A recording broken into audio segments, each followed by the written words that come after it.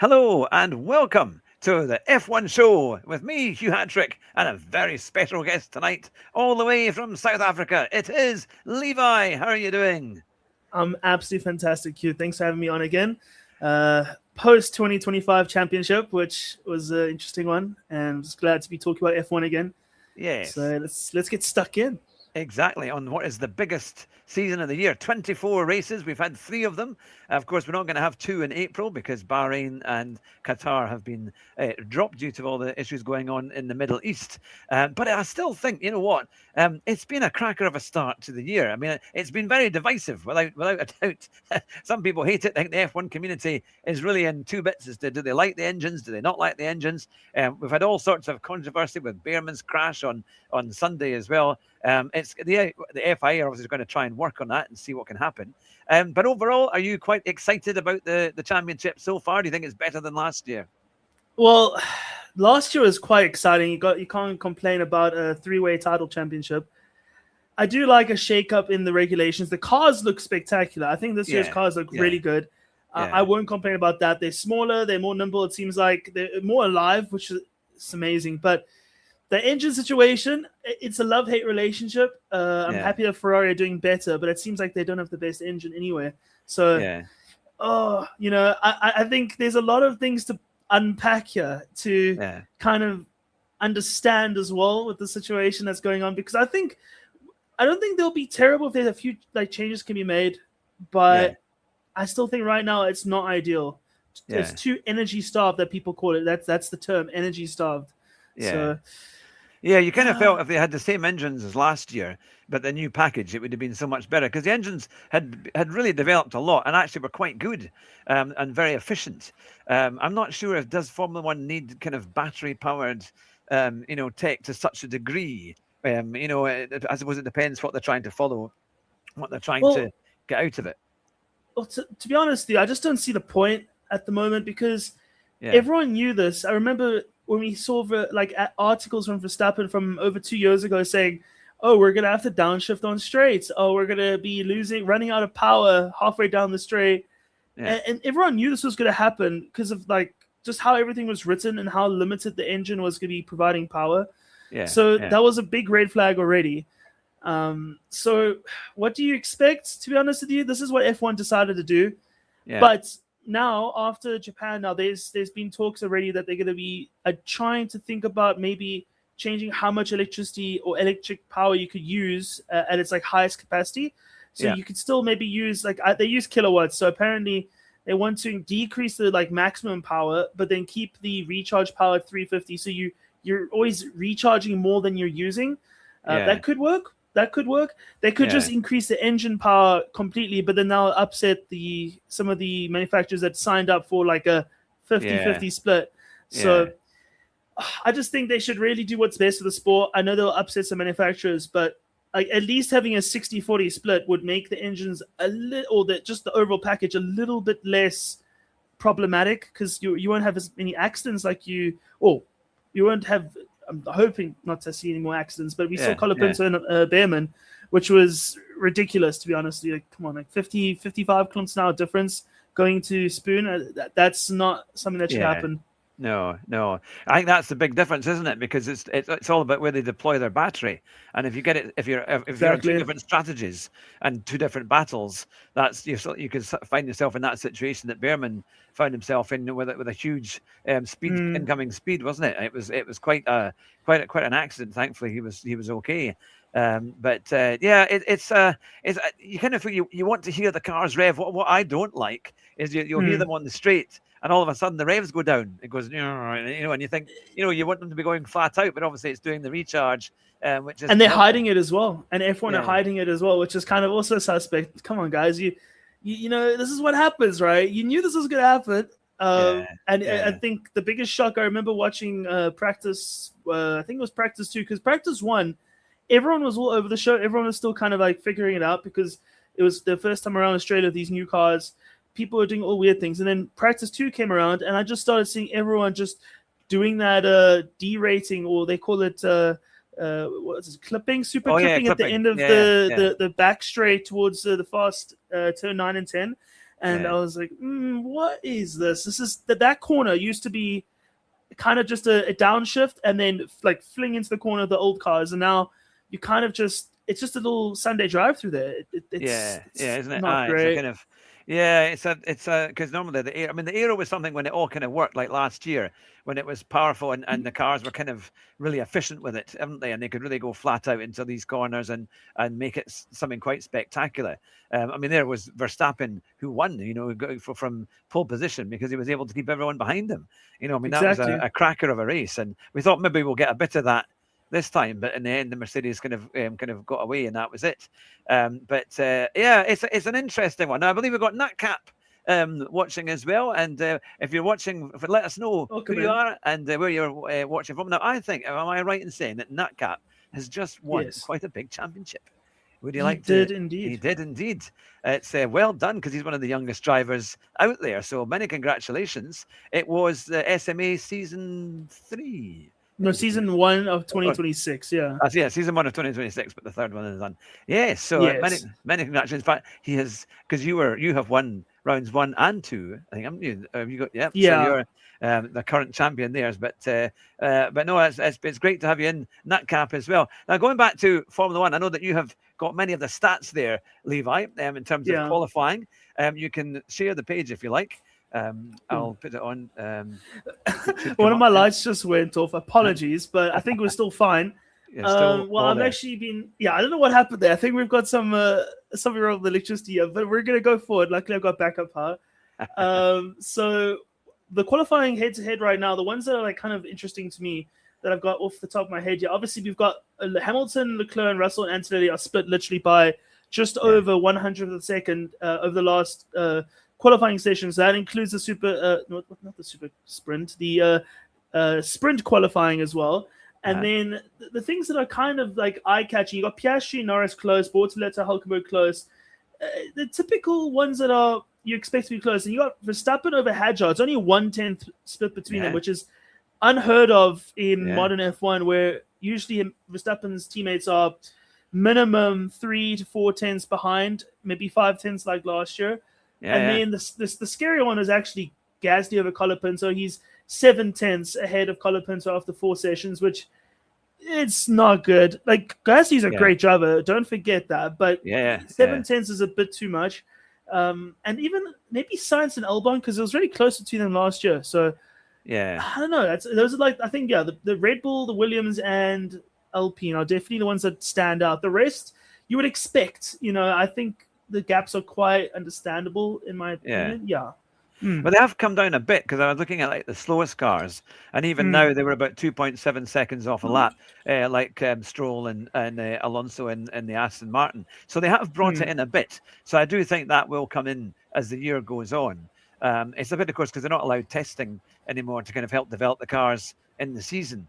Which is, I know they can bring their major developments, but it would be, I think, especially the fact that we've lost 2 races, I think the teams would probably really quite like if they could test for a week or 2 somewhere to try and kind of get their cars back in the old days. Back in the old days, they used to do that non-stop every weekend. Besides, if it was an actual race weekend, they'll be doing that. Even on some race weekends, you would see people doing a test part on the Friday, trying to set it out on the Saturday. That was crazy. But I still think there's going to be a lot that's going to come for Miami. We've got a whole month. That's a lifetime in F1.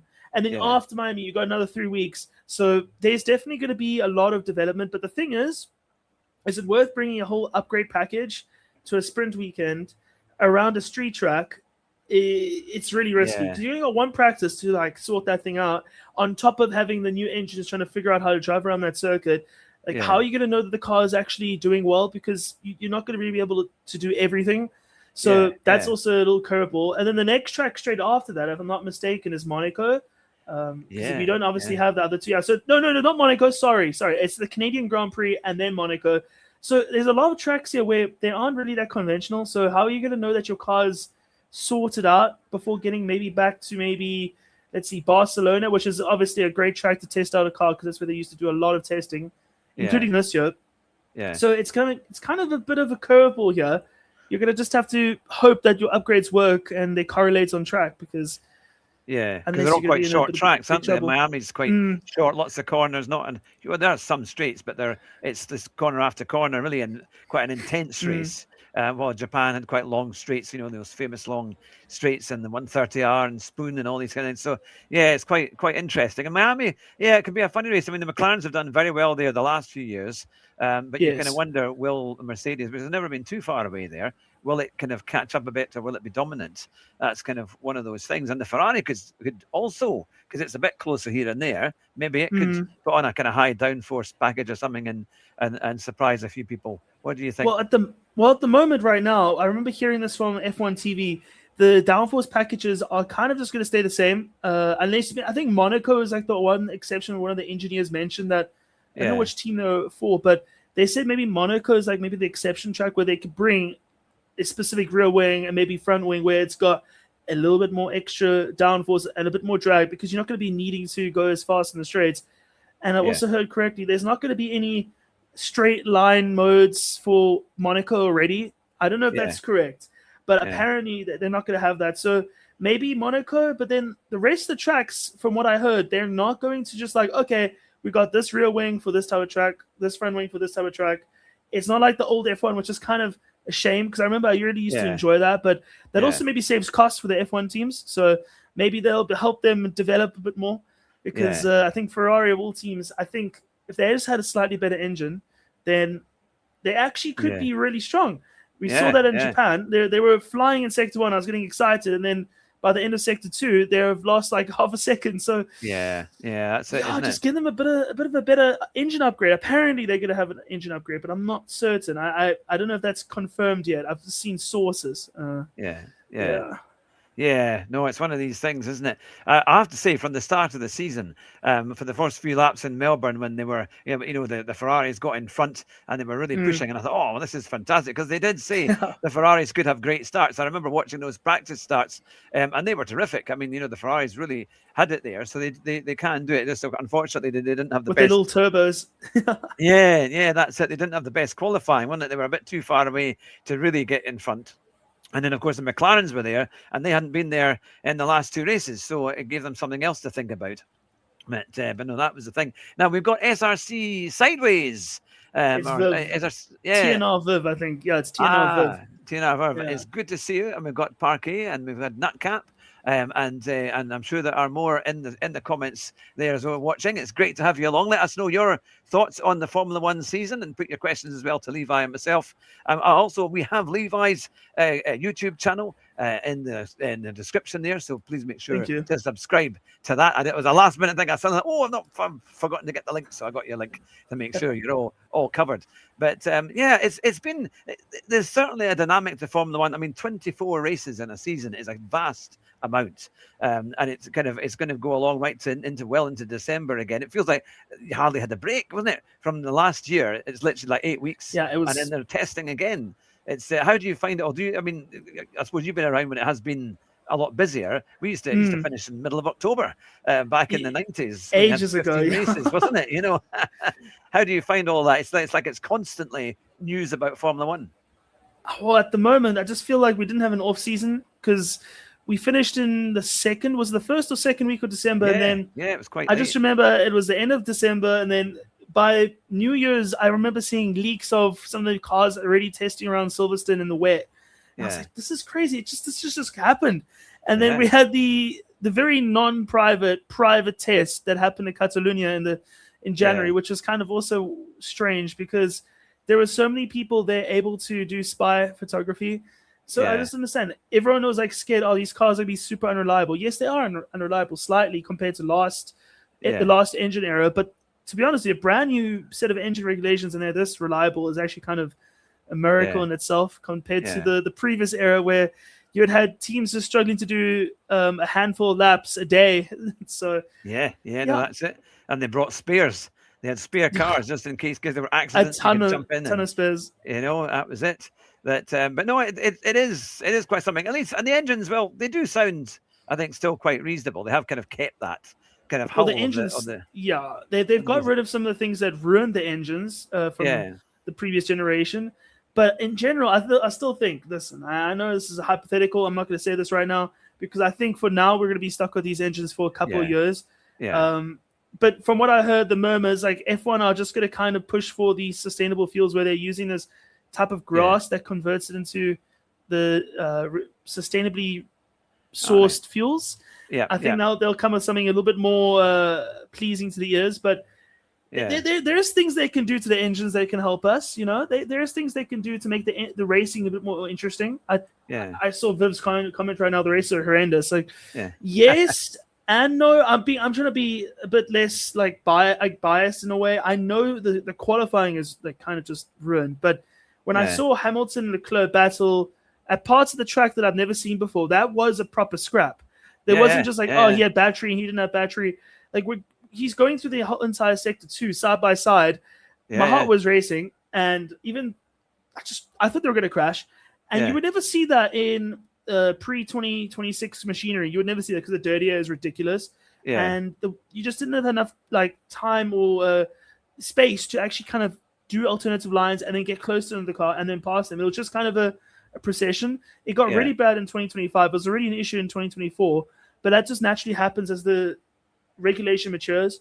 So I think at the moment, some of the flyby passes are kind of just extreme, but there is a bit of nuance to them. I think Australia just pointed out, wow, there's really bad extremes here. But then in China, we started seeing, okay, well, if you play with your battery correctly, it could benefit you later down the line. Yeah, it can become predictable where, you use too much battery on the one straight, then they pass again on the next straight. That's a kind of, it's a bit but then you get some decent side-by-side action, which kind of helps it. It's kind of just like give and take situation right now. I think we just need more time, though. I think we need more time. We've had one or two tracks that are really bad at the energy, and then one track that's really good. The one track that's really good at the energy was China, and now we had a decent side-by-side battling with several different cars. So yeah, it's interesting. I mean, and that was the funny thing at China, wasn't it? They were Lewis was passing people going through the curves about quite early on in the first sector, and you thought, wow, that's quite a they weren't expecting that to get through. So it's all about if you can get the battery deployment right, and then you got to defend like crazy afterwards, isn't it? Because if the driver behind has kept it a bit longer, then it's going to be exciting. But now Sideways has said a lot more overtakes, but it's not memorable overtakes. Yeah. I mean, I think there is definitely, because they do advertise that fact of how many more overtakes they've had. It's ridiculous, honestly. It's not. They're trying to go with that. Oh my word! Look how many overtakes we got. They're counting every time someone changes position on the straight. So I think the best way to look at it, I remember seeing someone doing a breakdown of actual overtakes where no one actually got back past and they held the position. It was maybe 20 out of the 145 they did in Australia. And then it was maybe 15 or something for China, but don't quote me on that. Yeah. So, it's not necessarily legitimate overtakes, but when you get moments like the Hamilton and Leclerc, I will always remember that. That's insane. I couldn't believe what happened there.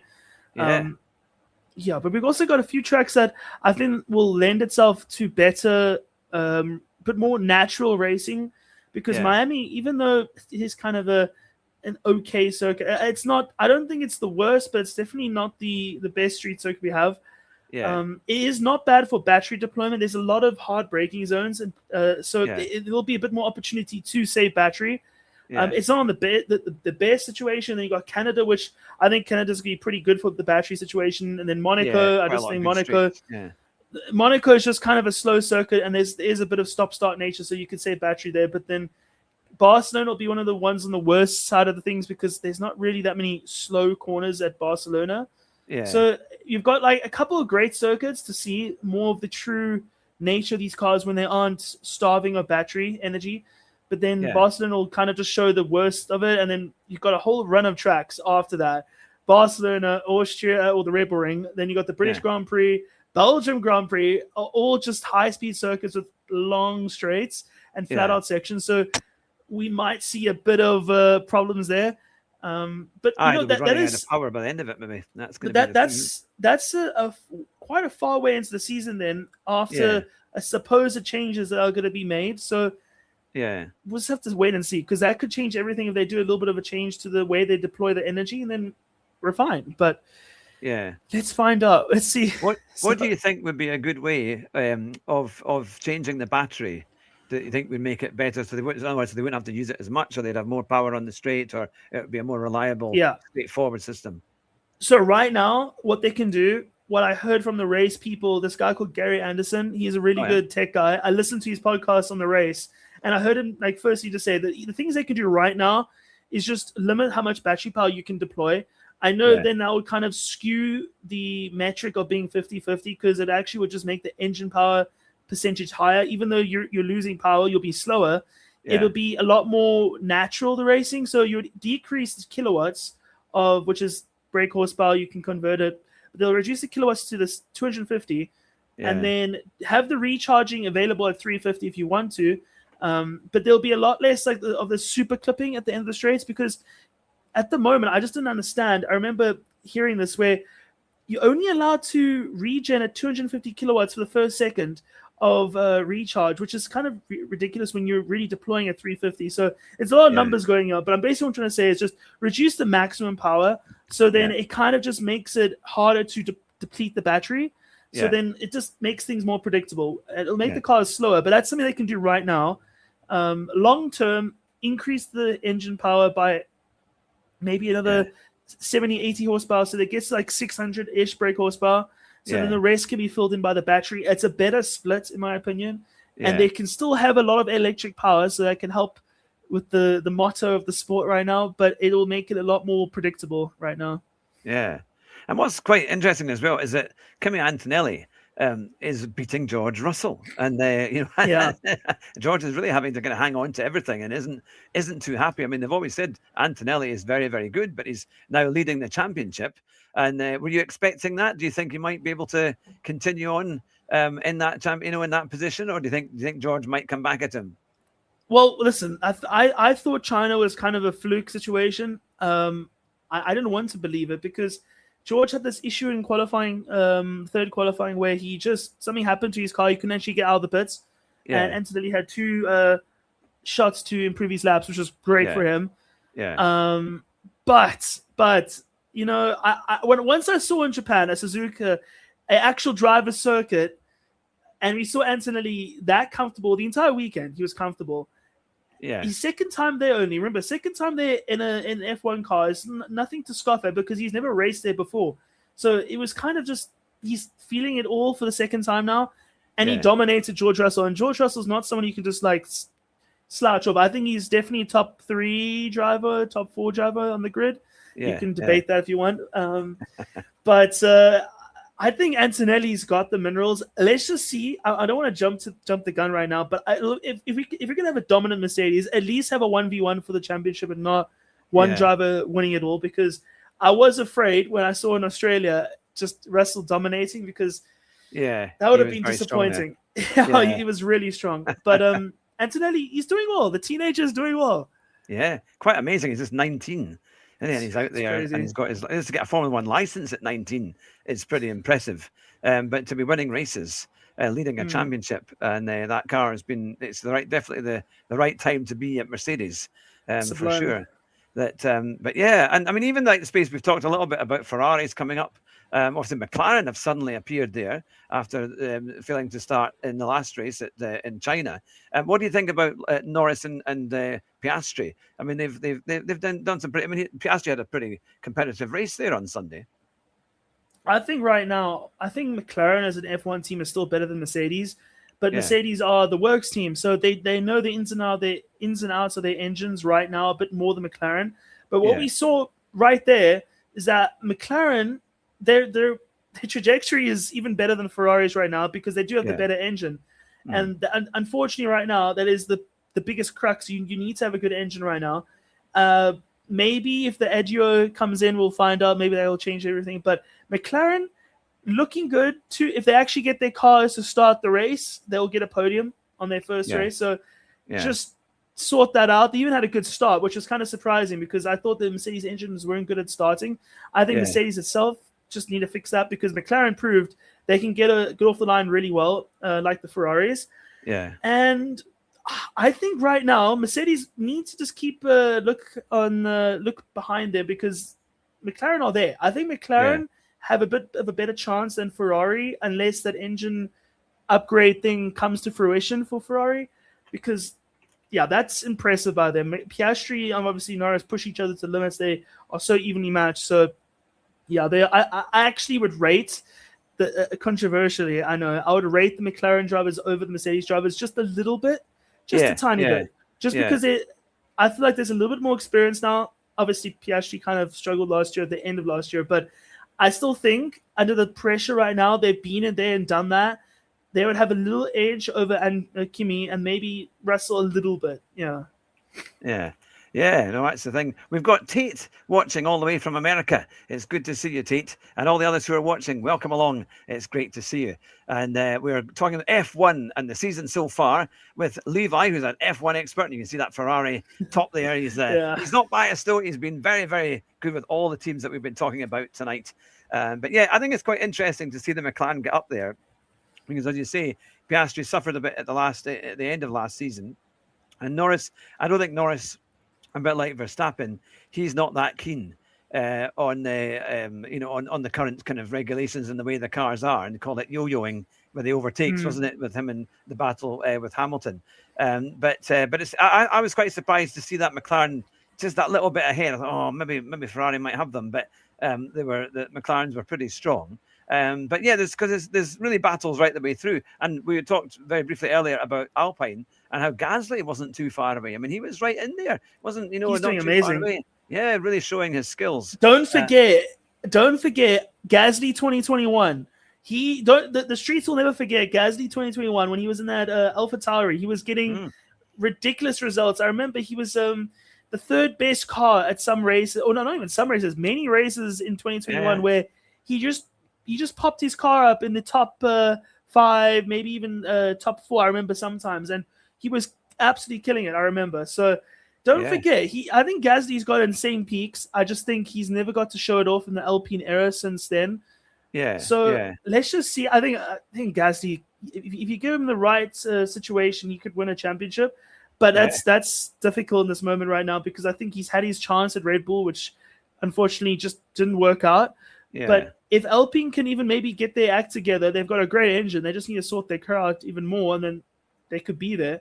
Which is encouraging, because I like Enstone, Team Enstone, whatever their name has been over the years. So let's see maybe, because I think Gasly needs a better teammate though, because Colapinto's letting me down. I really like him, but come on, he's had a lot of opportunities now. You saw some glimmers of hope last year. So he needs to wake up, or he'll be out there. Because Mr. Who owns Alpine, or who's that Italian again? I forgot his name now. Who used to do Benetton? Yes, Benetton. Yes, I forgot his name now. But Albertoni. What's his? Yes, I know. Flavio exactly. Briatore. Flavio Briatore. There we go. He's not patient. He's not patient. No. He got rid of Jack Doohan really quickly. I don't think he's too patient with Colapinto now. So get his act together, because they've got a lot of good drivers in the Alpine development program. I think it's Paul Aaron who's there now. So let's see. Let's see. Yeah. So do you think there's going to be anyone else in the championship that might pull off a race win? I was actually thinking potentially race wins. Yes, no, definitely. There's a few. Yeah, I think Gasly could be up there as an outside bet, isn't it? You kind of wonder.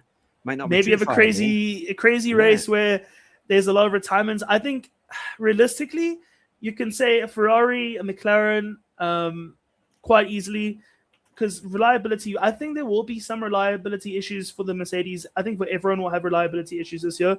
Yeah. But I think I'm trying to think now. Unless it's like a huge swing, I don't see a Red Bull winning right now. I see an Alpine winning a race more likely than Red Bull right now, because Red Bull. New engines, they're doing really well for a brand new engine or team who's developing an engine for the first time. Yeah. But it'll take time. So, there's a whole other story to that. I feel like that needs to be touched on later with regards to Red Bull. But I think McLaren and Ferrari definitely can win a race this year. Hopefully it can also be Hamilton. It'll be great to see him win a race. He did so well in China. So let's see what happens there. Leclerc, not a doubt. Norris and Piastri definitely just have to see if they can be the right place at the right time, because Piastri could have won that race on Sunday if there wasn't a safety car. He was doing an amazing job. So, it's not out of the realm of possibility. Yes, and I have to say, from seeing Verstappen's performance in the first race, I really thought that Red Bull was much faster. I was quite surprised to see it so far away in China, and then there in Japan. And also Verstappen not very happy at driving it. I made quite big comments, didn't he? A big long speech about how it's going on. Not happy. But I'm sure they'll get there. And as you say, the Ford engine is doing pretty well compared to Honda, Aston Martin, which is really struggling. That's the thing. So let us know in the comments what you think of Formula One and how you think we could improve it. And also, let's talk a little bit about the design of the new cars. With no more big under trays, isn't it? No more kind of those big under kind of effects, isn't it? Of the ground effects, the ground effect cars. It's quite different. What do you think? I mean, they all said that Ferrari would be very quick on the starts, and they've proved that. They've got that kind of turbo thing in it. It just flies away as soon as the lights go out. We've had some quite interesting start lines as well, because the first race, the lights were barely on 5, and then it was off, wasn't it? They've had some quite interesting bits there.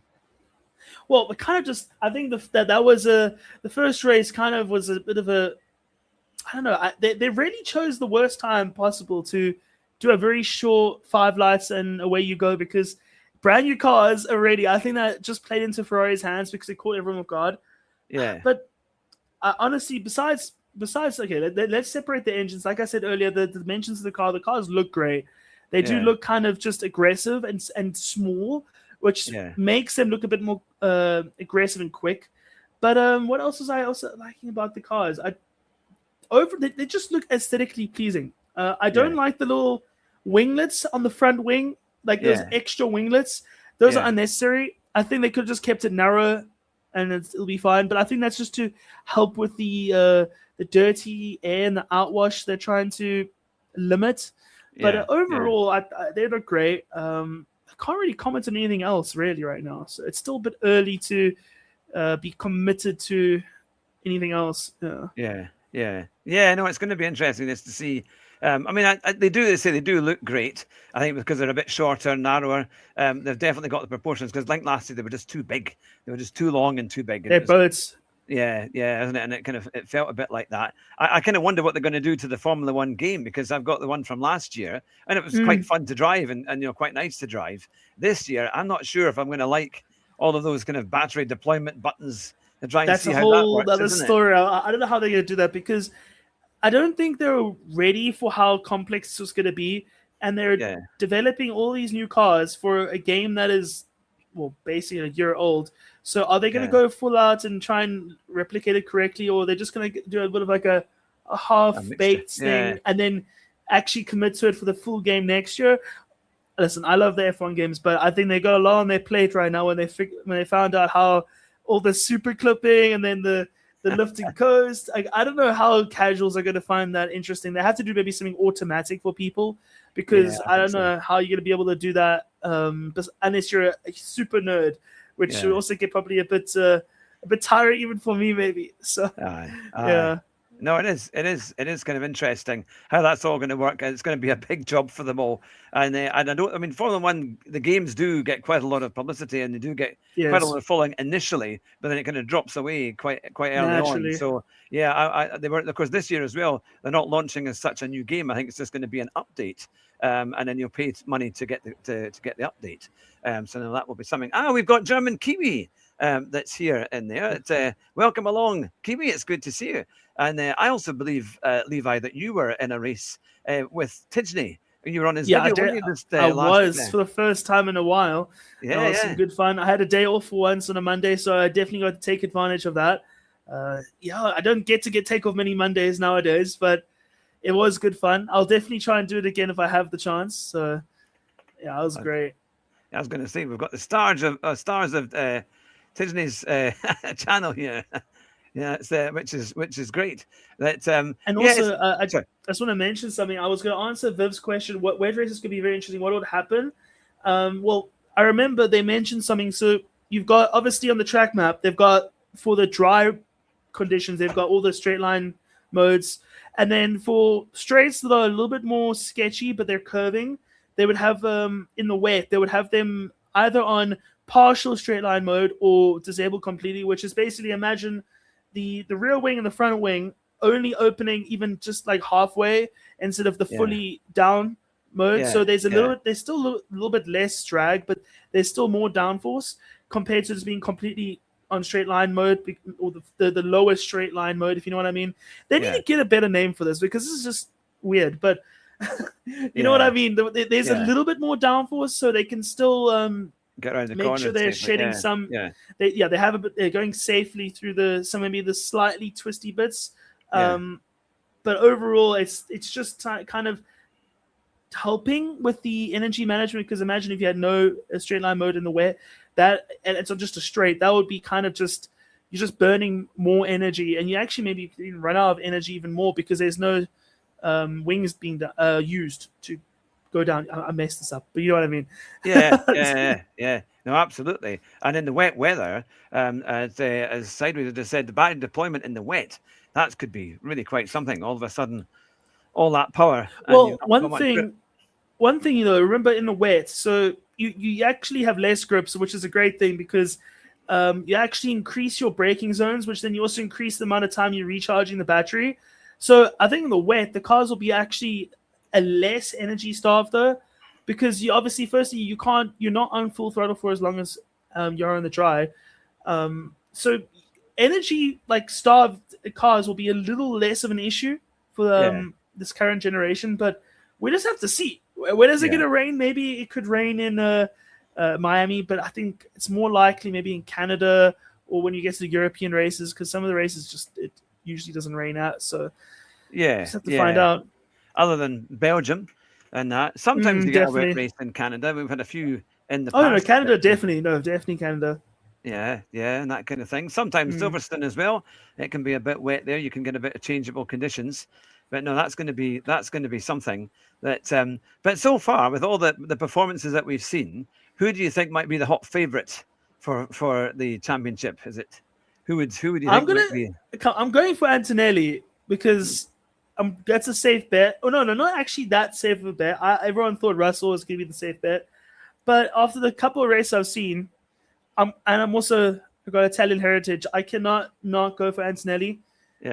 Ideally, I would go for Leclerc. But listen, maybe after, I don't know when they're actually going to bring in that Adua, which is the actually equalizer for the power units. This little system. Depending on when that actually gets implemented, because now we're missing 2 races from Saudi and Bahrain. We have to see, because if that engine upgrade helps Ferrari, maybe that could help them. They have a great car. They just need to sort out the engine. So I think Antonelli is a safe bet right now. I would love to have a Ferrari driver win, though. That's definitely something I want to see, because it's been too long. It's almost 20 years now. So. Yeah, no, that's it, isn't it? Rue has joined us. Welcome along, Rue. It's good to see you. He's called it the RDS. What was it? The reduction of drag, reduced drag system, as he's called it there. That it is quite something, isn't it? I mean, it just needs to be, I think, more straightforward and easier to know when they can deploy their power and when they can get maximum grip, and to keep the racing good, and also to give them a chance of being consistent. And also, I remember hearing someone mention this, Gary Anderson again, because this guy is just amazing at everything. He should have been the one controlling the regulations, because he mentioned as well, the F1, the FIA should actually have this kind of a predetermined mapping, relatively speaking, for the tracks. So they can reduce this likelihood of having that Colapinto and Behrman accident again. So people have to stay within a certain parameter of how much power you can actually use at parts of the track. So it can get a little bit sticky, because then you're taking away some of the huge ingenuity and the technical masterminds from that. But he kind of reasoned it, so you would actually, some people are basically wasting battery energy by deploying the full 350 kilowatts at certain points, when it could actually be gradually brought in, rather than being, okay, it's now full 100% power right from 150 kilometers per hour, where you can't actually take advantage of the power. So it's kind of like a curve where it goes up on the graph, and then at around 200 kilometers per hour, you're going full power, but then it gradually goes down again. It's a lot. It's difficult to explain because it's a lot going on. But he kind of just explained it on this podcast the race did with him, and it just made so much sense when he spoke about it. So it's kind of just predetermined where you can actually deploy your energy to a certain extent, so it would reduce the unpredictable nature of it right now. It's a lot of alternatives. It's a lot of alternatives to the same problem. We just have to see what the F1 decides to do, because they've had 3 races now. So we have to find out of the summer break of the. Is this like a summer break or a winter break? Or isn't it? It's a kind of It's in the middle of the season. It's kind of weird, but in this break they have right now, they need to really come up with something that can just add or just fix some of the cracks, plaster over some of the cracks they have right now, because we cannot be going to some of the tracks and seeing them downshift 2 times in the straight. That's unacceptable. No, the engine's kind of dying. It doesn't help. Now, we had a question there from SRC. He said, and your thoughts on the Behrman Colapinto incident? Do you think there will be more serious accidents like that because of the massive speed differences? What do you think? I'm hoping, obviously, there won't be, but it's. I mean, they were caught out there, wasn't they? That's the thing. Well, I think that incident's going to be a huge catalyst to actually making something change now in the regulations, because I remember on Twitter I was like kind of just dissatisfied with what Colapinto did, but then I heard from both sides and I got to understand that what Colapinto did wasn't unreasonable. If this was even last year, where he did a slight jink to the left just to defend the position, but because he did that while he was slowing down, while Behrman was still accelerating, it made it look like it was worse than it really was. So it was more to blame was the actual regulations than the driving itself. But that's disgusting, because imagine this was at a street circuit and that happened. That would be a lot more serious, a lot more dangerous. We don't want to lose any F1 drivers at all. No. Yeah, this is why that accident should be a huge factor in how they should change the way the energy works. That's the main reason. And you just make it so it's a little less unpredictable. Yeah. No, that's the thing. There's so much to talk about, so much to unpack, and we've been going for over 40 minutes already. But it is fascinating as to how the season has been going, and hopefully it will because but the starts are good. It can fall away a little bit in the races, as we've seen sometimes the Mercedes stretch their legs, but at least there on Sunday Piastri wasn't too far away, and as you say, could have got there if it wasn't for that kind of a safety car. He would have been right there, wouldn't it? And it's quite funny now. I mean, it's still the Ferraris get the wrong strategy. They're always struggling. Thankfully, it wasn't too bad on Sunday, but we've had 2 races where they really could have done much better if they had followed the right strategy. What do you think about that? Well, I've been a Ferrari fan for so many years. I'm used to it. Okay, so Australia, I think irrespective of what happened in Australia, I think Ferrari was still would have lost the race. I remember seeing so many memes about it. It was kind of hilarious. For China, I'm trying to remember what happened in China, but if I recall, they were still ahead of Russell, and Russell managed to get past the Ferraris eventually. I think that race was just kind of also another situation where whatever Ferrari did, I think Mercedes would have found their way through, or eventually. I think the strategy in Suzuka actually was pretty good. They split the strategies. Hamilton stayed out. He got a benefit of the safety car. Leclerc went out early and protected himself against the undercut, and he stayed ahead of Norris. That's all he needed to do, and he did everything really well. And the fact that Leclerc actually had 5-lap all the hards, and he still managed to pass a few drivers with fresh hards was actually impressive. So I think Ferrari's strategy, the first round was terrible, but I think the second and third round weren't too bad. Yeah, they're getting there. And now Rua said what annoyed him was that the FIA was warned for ages, and it's not a great take by the FIA to wait until something actually happens before fixing it. We'll see a change. We will see a change. I promise you, they like I mentioned earlier, they're going to do a minimum change, maybe just the electric battery deployment. So you're going to deploy less, like maximum power, so you don't burn the battery as much. So it's harder to run out of battery, unless they do something else. Ideal world, they increase the fuel flow limit of the engines by a couple, maybe 5-10%. So then increases the power of the engines a little bit.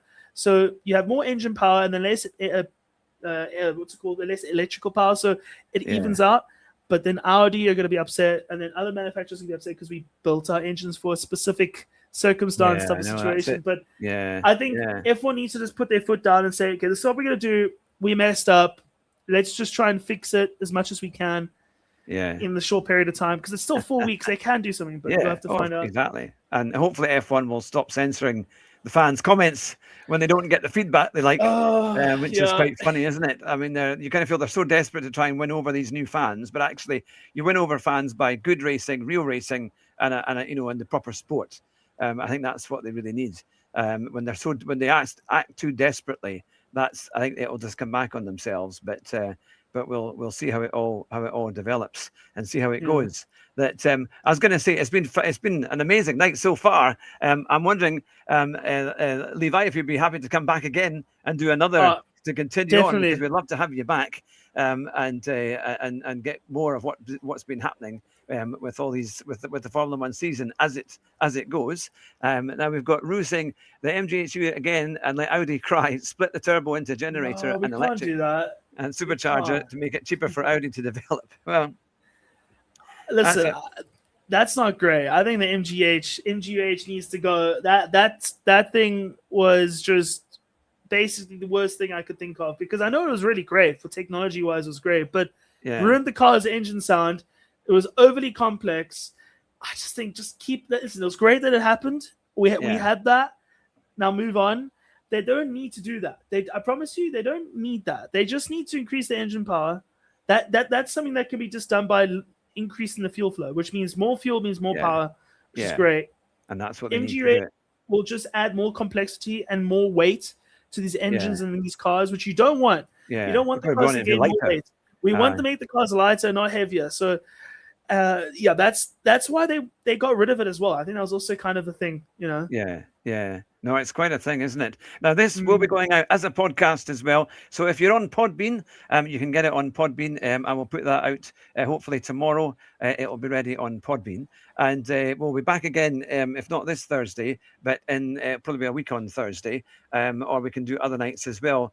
For Levi, as to whatever is suitable for you, because we'd love to have you back to discuss more in detail. It's kind of, I don't know what we're going to do. We've got 4-week break, then no races. It's kind of crazy. It's a long time. No one was expecting this, but hopefully it's a bit. They could have some kind of intermittent kind of test season, some kind of test day or test weekend, so that people could kind of watch that. And actually, that was the other wee thing we talked about earlier before the show started.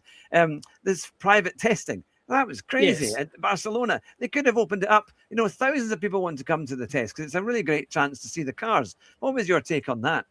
Well, we actually just knew why they did this was because they were just nervous the cars would be incredibly unreliable, which F1 should have a little bit more faith in the F1 teams nowadays, because they had a bit of a PTSD from 2014 where the first couple of days you'd have cars only do like a handful of laps.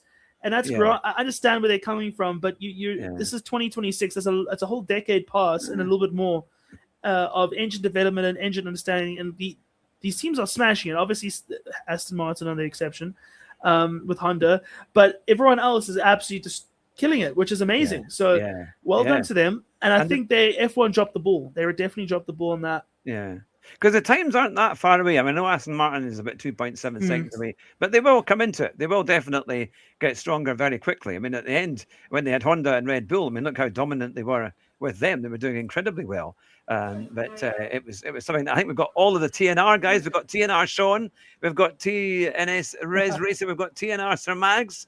It's great to see you all. I hope you are well, and it's fantastic. You're big supporters of Levi here. We had Natcap as well on earlier, who was in the comments there. So no, it's great to see you all. I think if you're up for coming back again, Levi, maybe next week we can go into more of the details if you like. I'll love to do that. I just need to check my schedule because I'm going on a holiday for Easter, which is really great. And then I've got some racing commitments next week as well, because I'm just juggling a whole schedule here. But we can definitely make it work. Yeah, we can definitely do it. You just let us know and we'll have you back in because it's been very, very informative and a great night of F1 discussion. But we'll leave it there for tonight. But you've been watching the Hugh Hat-Trick Show, and in the description is Levi's YouTube channel. And a big thank you to Levi for coming on with all that technology. Pleasure. all that thing, all the things that you know there with every detail, all the hundreds of a seconds between the drivers. It's been fantastic to have you on. And so you're welcome anytime. And make sure you subscribe to his channel, everybody. I'm sure you'd enjoy that. And you're a fantastic racer. Been on Tisney's videos along with Kiwi, and hopefully we'll see you on many more of them as well. And he enjoyed racing with you. Tisney was definitely enjoying all the racing. But thank you very much for watching, everybody. And as the saying goes, drive fast, don't crash. We'll see you very soon. Bye just now.